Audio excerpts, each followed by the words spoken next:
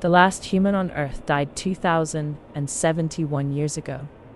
The communals ignored that fact until recently. Misaru, the beloved storyteller, never gave birth to a simian, as was expected from any healthy communal. The youngsters in the garden considered her a symbolic mother, but that did not matter to her. She will remain the guider all will remember, the beloved storyteller. The procreation ministry allowed her to begin a family this year for the last time, but she chose against it. A regrettable choice, many said. The air after the storm was filled with earthy aromas. It marked the perfect moment for a new tale. And so, Misaru stood in front of the gathering again, arms towering to touch the clouds, begging for the gathering's attention. The heater column glowed warmly, evoking the safety of distant homes. Some youngsters settled on the grass, others perched on tree branches around the heater column, ready to listen, canines and felines' pupils dilated. Avians flapped their wings briefly. Misaru waited until silence reigned. This time, they will remember the story. In the beginning, there were humans, and for some time it was good, but... Oh, no, another story about humans. Cut in Tullio, the brown puppy. The stories about humans are strange. I don't understand them. The canine scratched behind his left ear with his hind paw. Oh, Tullio, said Misaru. That's so rude. Simeon mastered the craft of storytelling while working as a guider at the New Moon Garden. Misaru's trade was old and well respected, and she was recognized as the beloved storyteller in the Commonwealth. Let's see, my little stars. Misaru's voice came through the vocoder she carried hanging from her neck. She forced a reproving voice upon her whisper command to drive the youngsters into submission before chaos arose. Imposing discipline among the youngsters has always been a tedious chore. Misaru leaped closer to the heat radiator, reinforcing her authority, and waited until the dust of doubt settled to continue. Does anybody else have something to say about humans? Those human demons don't exist anymore. An avian crackled. So they say in my tribe. His head was pumping while drifting sideways on a branch. Other avians began imitating her dance. Many youngsters began sharing their opinions. A cacophony of synthetic voices. Human voices, mixed with natural hisses, hums, growls, squeaks. The natural sounds from many species filled the gathering.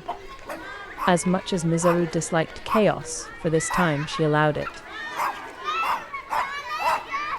When the noise reached a crescendo, Misaru leaped close to the gathering and thumped on her chest while howling, demanding attention and respect, a simian gesture that became widely understood among communals. The youngster went quiet at once. Canines, felines, and swine got scared and ran to hide. Many avians flew in circles before returning to perch on their designated branches, spreading their wings vigorously. Misaru paused with grace and walked around the heater column with towering arms. Her fiery eyes demanded the attention of the gathering. Not so long ago, it was heresy to doubt human existence. The simian paused for effect, gazing over the mingled group. On the fly, she pumped up her vocoder volume and added a chamber effect to her voice. That will scare them a little, she thought. Do you know what heresy is? No one answered. The dramatization worked out nicely. A guider must foster respect for tribal heritage. Besides, empathy and order must be inculcated from an early age. Misaru normalized her vocoder parameters. Tell us again, storyteller. Tick-tock, the green avian said. Tell us about when it was bad not to believe in humans. Misaru squatted by the heater and let the question sink in. I'll tell you about those times. The communals waited without saying a word. The sunset and the hypnotic reddish glow of the electric heater captured their attention. Not so long ago, Mizaru told them, when someone questioned the existence of humans, they were shamed in public on the first offense. When communals came across the offender, she continued, they would laugh and ignore the poor derelict. Mizaru paused so all understood what was said. Antisocial, an avian shouted in fear. Yes, that's correct. The offender was tagged antisocial. Mizaru had them in the palm of her hand. In their second offense, the court would convict the derelict of anathema. I know, you still haven't learned what that means. Let's say that the guardians would escort the convict to the Badlands gate on the wall. Who can tell me what lies beyond the wall? Nothing lies beyond the wall. Youngsters of several tribes growled together. Well, the Badlands are no communal land, the storyteller said. The antisocial would be banned from coming back inside the community. Guards would remove the convicts as vocoder and silence their whisper mind to prevent spreading more heresies. The antisocial would become a mute derelict, wandering in the wild without purpose other than surviving another day. Living among naturals, she would not be able to reason or talk. Some youngsters winced, others jittered. Many young communals emitted sounds expressing disapproval and sorrow. Mizaru continued. Derelicts had to find their means to find food and survive in the wild beyond the wall. They had to partner with other naturals of the same species, pre-communals. But not many naturals welcomed a communal in their tribes, for they found them different. Being unable to talk, the light of the derelict's intelligence would glow dimmer over time. A feeling of dread came over the mixed gathering. Convict derelicts may survive in the Badlands, but not for too long. Their offspring would become feral for mating outside their communal tribe. Alternatively, if they interbreed with an antisocial of the same tribe, they may give birth to intelligent but mute communals. Well, that will do, Mizaru thought. She must avoid the moody road of expounding on the taboo procreation between communals and naturals. The young felines yowled, the canines screamed. A shroud of sadness fell on the gathering. This story should make you appreciate the sacrifices human creators made to bestow us with the gifts we often take for granted. A deep fear gripped the young herd.